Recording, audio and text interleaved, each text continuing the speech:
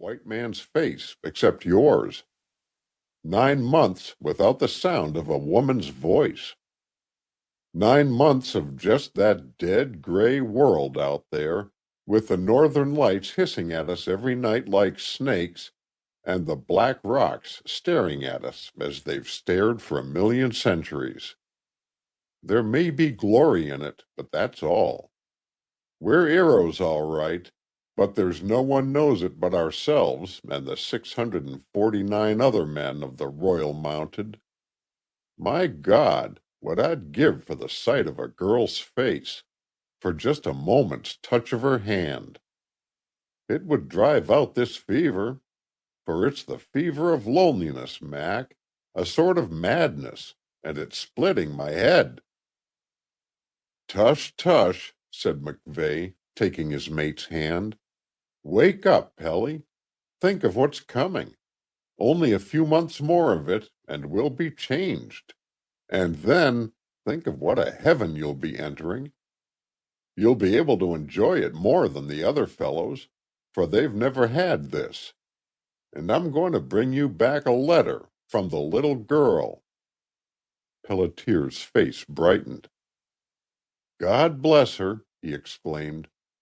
"There'll be letters from her, a dozen of them. She's waited a long time for me, and she's true to the bottom of her dear heart. You've got my letter safe?" "Yes." McVeigh went back to the rough little table and added still further to his report to the Commissioner of the Royal Mounted in the following words: "Pelletier is sick with a strange trouble in his head. At times I have been afraid he was going mad, and if he lives I advise his transfer south at an early date. I am leaving for Churchill 2 weeks ahead of the usual time in order to get medicines. I also wish to add a word to what I said about wolves in my last report. We have seen them repeatedly in packs of from 50 to 1,000. Late this autumn, a pack attacked a large herd of traveling caribou 15 miles from the bay, and we counted the remains of 160 animals killed over a distance of less than 3 miles. It is my opinion that the wolves kill at least 5,000 caribou in this patrol each year. I have the honor to be, sir, your obedient servant, William McVeigh, Sergeant, in charge of detachment." He folded the report, placed it with other treasures in the waterproof rubber bag, which always went into his pack, and returned to Pelletier's side. "I hate to leave you alone, Pelly," he said, "but I'll make a fast trip of it, 450 miles over the ice, and I'll do it in 10 days or bust. Then 10 days back, maybe 2 weeks, and you'll have the medicines and the letters. Hurrah!" "Hurrah!" cried Pelletier. He turned his face a little to the wall.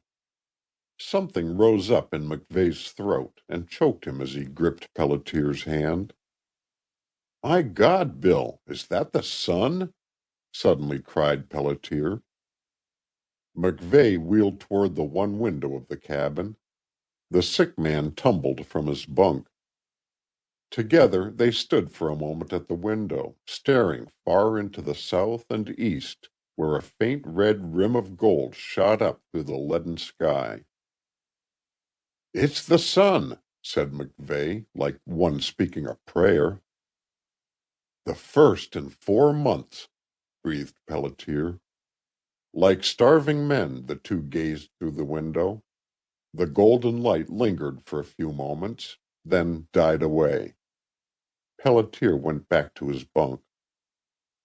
Half an hour later, 4 dogs, a sledge, and a man were moving swiftly through the dead and silent gloom of Arctic day.